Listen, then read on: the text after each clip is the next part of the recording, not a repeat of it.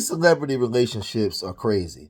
So, oftentimes, I come on here and I talk about this stuff because it's juicy content, and this is the stuff that you guys like to hear. This is the stuff that you guys tune in for. So now we get to Safaree. We all know Safaree. He made his claim to fame by dealing with Nicki Minaj, and he was allegedly supposed to be like a songwriter for her, helping her write songs and different stuff like that. And he made a name. And then he did the famous penis pic where he showed his piece or whatever online, and all the women was going crazy. And one of those women that was going crazy was Mena. And we know Mena because she's a Hollywood pass around.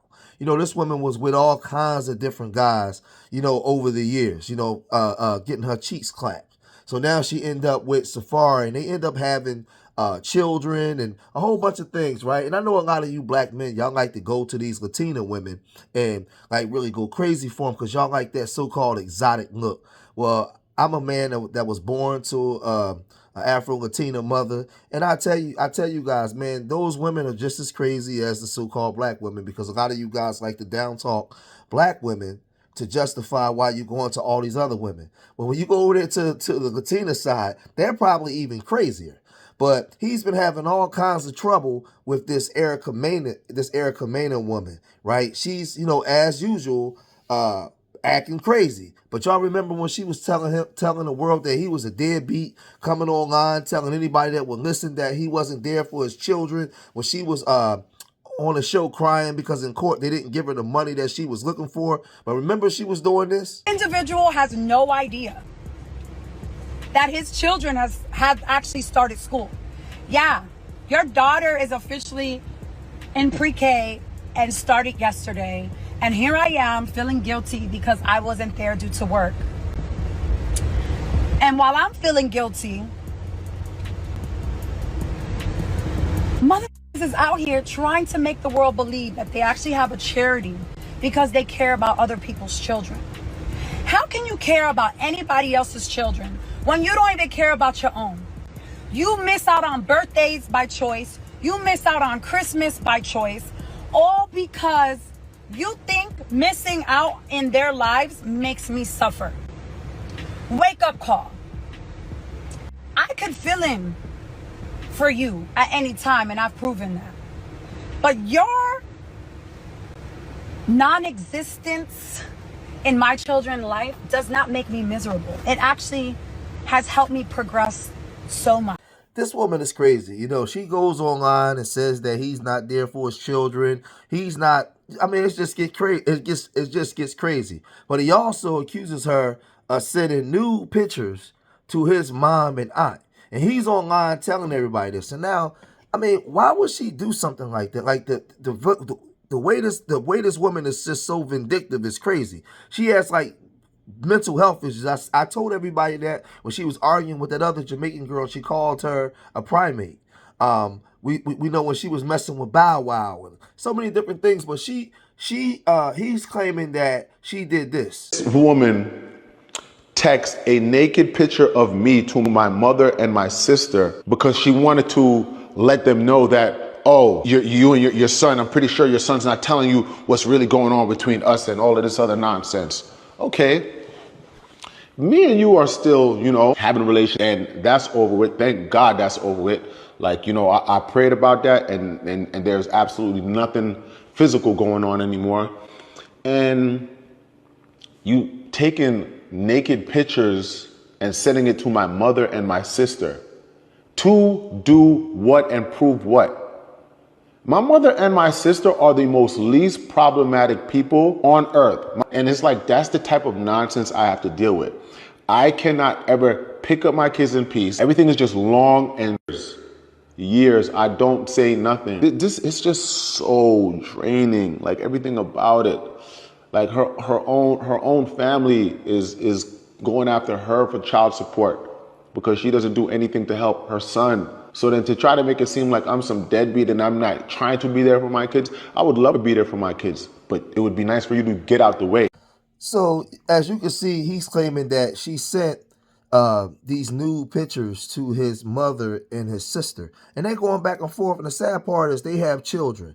Now Erica Mena heard that, and she decided to clap back. And in her clap back, she posted this, posting videos that transpired in 2023, but yet in May 2024, you were begging me back. If it was so traumatic for you, why were you in my Ring camera on May 4th through the 7th begging for me to let you in and to take you back? Make it make sense. Then she went on to say, explain why I was so enraged because how you violated my body. You know, they always go there because that's the smoking gun that they feel like they can get away with. I wanted answers. You have been gaslighting, violating me, and leaving me for dead on so much when it comes to the kids. So that's the reason why you would go and behave and carry on like that in front of the kids. All your receipts are from 2023. Mine are from 2024. Do you really want me to post you begging me back? just past May on your knees in front of our kids.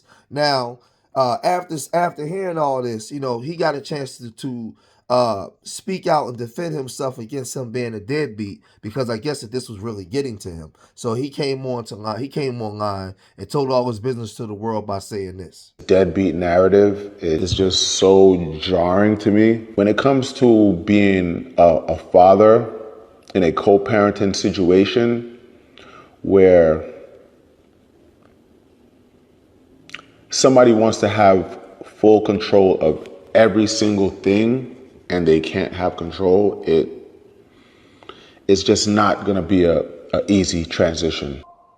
I have to put myself first because I'm either going to end up in jail or worse, because I'm dealing with someone whose anger management is just non-existent.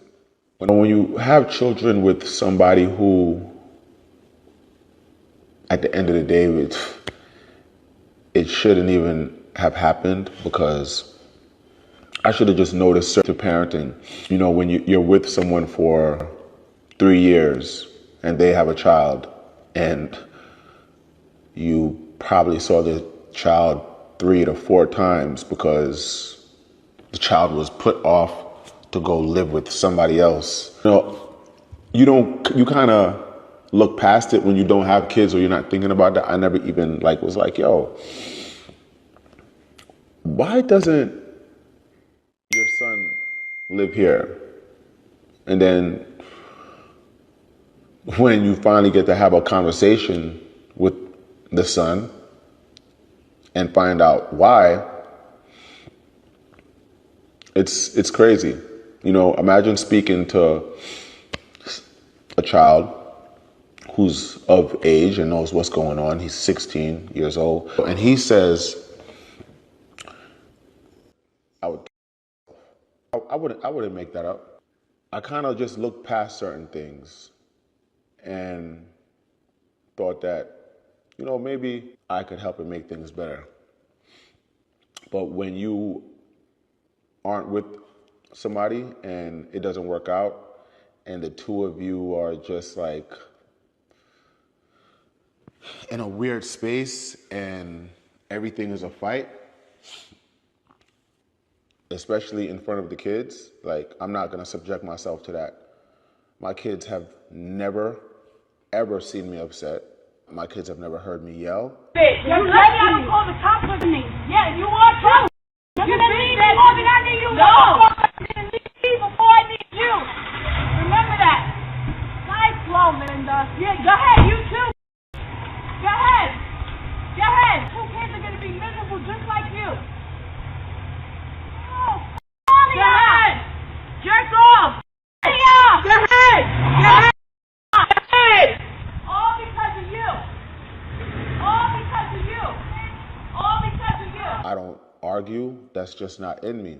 My original standing order for this child support and the visitation and all of that, everything, it originated from Georgia. We moved to Florida. When we moved to Florida, everything has to get transferred over. It just got transferred over like this week. So now I get to find out what this new setup is going to be, because I refuse to go to her house to pick up the kids. I refuse. I'm not. It's just too unstable, too unpredictable, and the only way I would do it is either a police precinct or if the kids are somewhere else and I'm picking them up from there. But everything is just done off of spite and being malicious intent on the other end. Me, I don't move like that. I don't live like that. When I was filming Love and Hip Hop, Miami, and I had my kids here, calling, oh, where the kids at? What they do? Oh, you better not be filming with the kids. Oh. First of all, I've never filmed with the kids ever by myself on Love and Hip Hop. They're not a part of my storyline.